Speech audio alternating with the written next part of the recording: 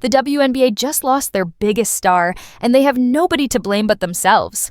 Caitlin Clark's shocking decision to explore international options has sent shockwaves through women's basketball. And Candace Parker just dropped a truth bomb that confirms what we've all suspected. The league deliberately sacrificed their golden goose on the altar of jealousy and politics. What Parker revealed in her latest interview isn't just criticism, it's a full-scale indictment of how the WNBA treats the very players who could save them from financial ruin. Before we expose the darkest secrets of what's really happening behind closed doors, smash that like button if you think Caitlin Clark deserves better than this treatment, because what you're about to hear will make you question everything about professional women's basketball. Parker's bombshell comments came during an exclusive sit-down where she finally felt free to speak without fear of retaliation. She straight up admitted that the physicality Clark faced wasn't normal basketball contact.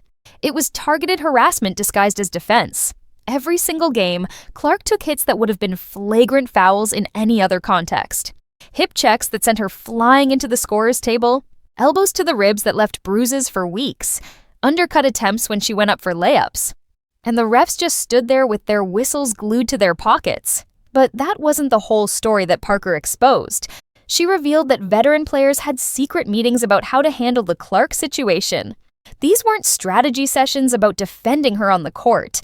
These were discussions about putting the rookie in her place. Parker knows because she was in similar meetings during her career, watching older players plot against rising stars who threatened their spotlight. The difference is that Clark's star power dwarfs anything the WNBA has ever seen, making the jealousy 10 times worse. What happened next would shock everyone who thought this was just about basketball. Sources inside the Indiana Fever organization are now confirming that Clark's management team has been fielding offers from European leagues that would triple her current salary. We're talking about guaranteed contracts worth over $3 million per year, with luxury housing, private jets for travel, and most importantly, referees who actually protect star players from getting mauled every possession. The Turkish league alone has reportedly offered her a deal that includes partial team ownership after her playing career ends. Parker's timing in speaking out isn't coincidental. She waited until after securing her broadcasting position to reveal these truths because she knew the backlash would be severe. Current players can't speak this honestly without facing fines, suspensions, or worse, being blackballed from the league entirely. Parker mentioned how the culture of silence protects the status quo while destroying the league's future. That's not speculation anymore. That's a warning from someone who lived through it. The financial implications are absolutely catastrophic for the WNBA. When Clark played this past season, television ratings hit historic highs, with some games pulling over 2 million viewers. Without her on the court, those numbers have dropped by 70%. Merchandise sales went from record-breaking to practically non-existent. The Indiana Fever went from selling out every home game to having entire sections empty. Corporate sponsors who signed deals expecting the Clark effect are already exploring exit clauses. Here's where Parker's revelations get really dark. She discussed how the league office actively discouraged referees from protecting certain players, especially rookies who hadn't paid their dues. This unwritten rule meant that established veterans could essentially assault younger players under the guise of physical play. Clark wasn't just dealing with tough defense, she was navigating a minefield where every drive to the basket could end her career. Parker knows this because she watched it happen to countless talented players who never recovered from preventable injuries. The conspiracy goes even deeper than physical violence. Parker hinted at something that insiders have whispered about for months.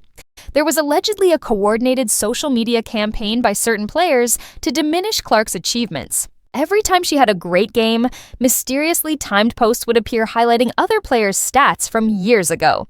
Every record she broke was immediately followed by reminders that someone else did it first in different circumstances.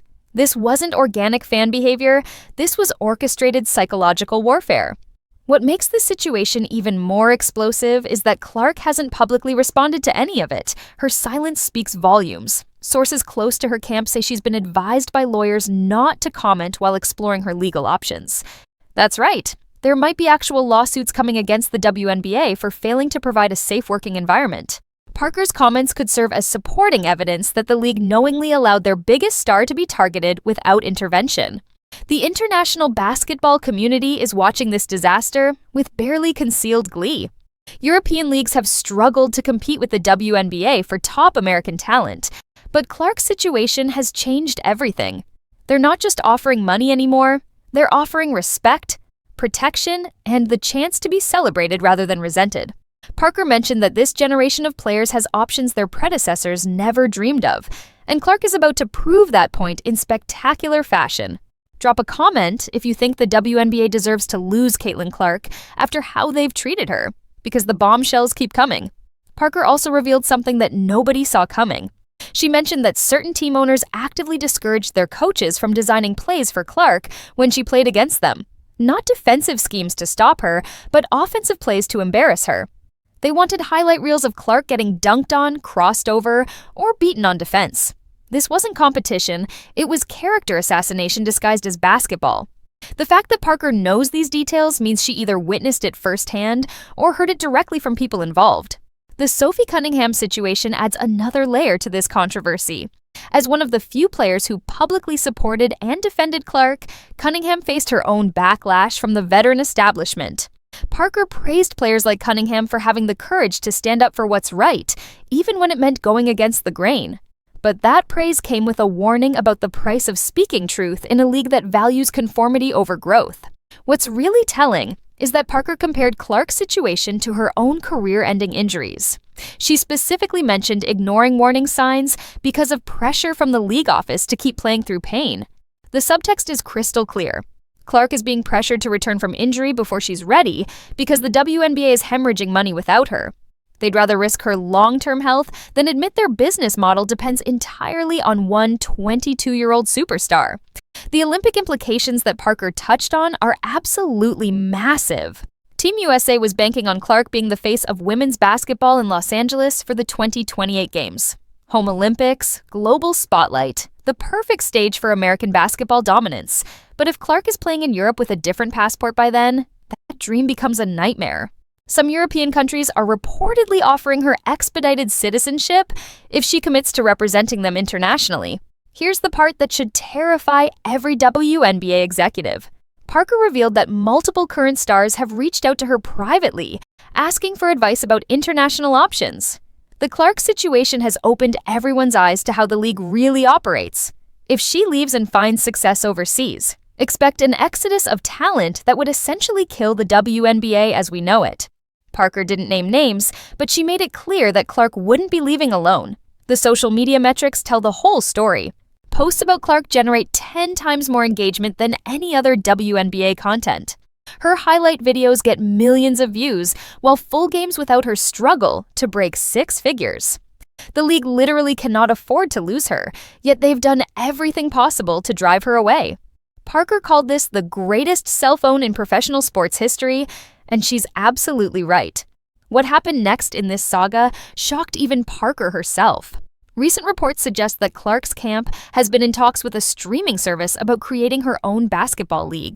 Not joining another league, but starting a completely new one with different rules, better pay, and actual player protection. Parker mentioned that innovation in women's sports is long overdue, which sounds like an endorsement of Clark potentially disrupting the entire system. The referee situation that Parker exposed goes beyond just bad calls. She revealed that officials were specifically instructed not to call certain fouls on Clark because the league wanted to maintain competitive balance.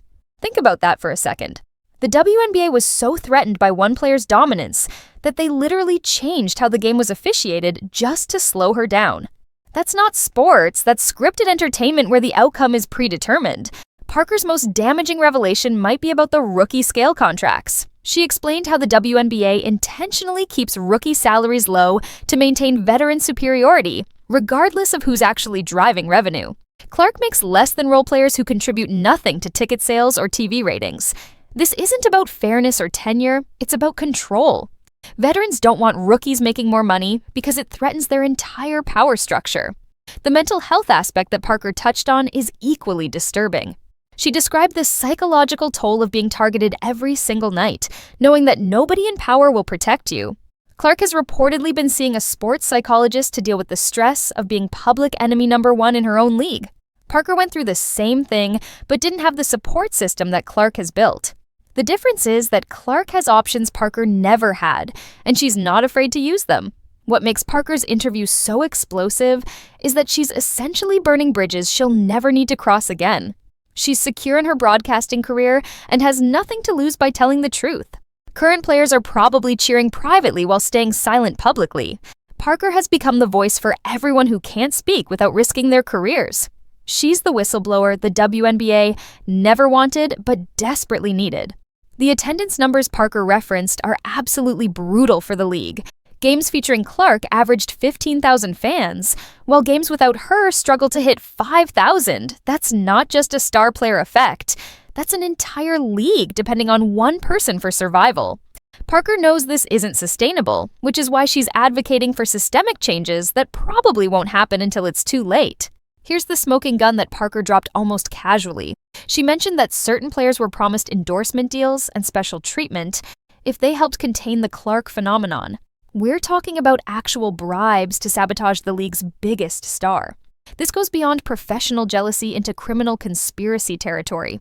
If Clark's lawyers can prove this, the lawsuits won't just be about money, they'll be about criminal charges.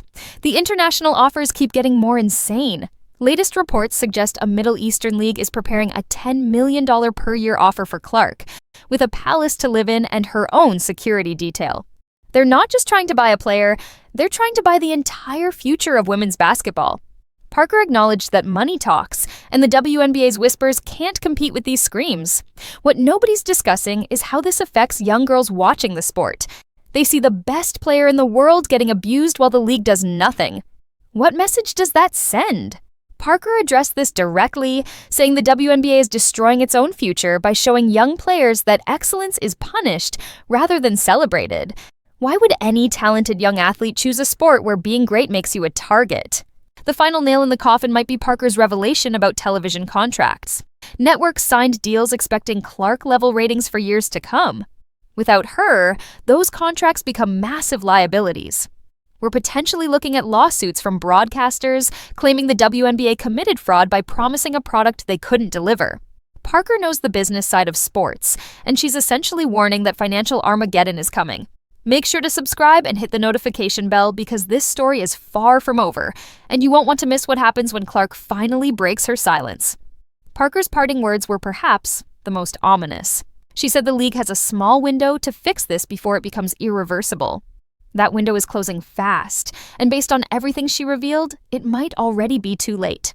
The WNBA had their Michael Jordan, their Tiger Woods, their transformational superstar, and they chose jealousy over growth, politics over profit, and pettiness over progress. Candace Parker just wrote their obituary, and Caitlin Clark might be the one to nail the coffin shut.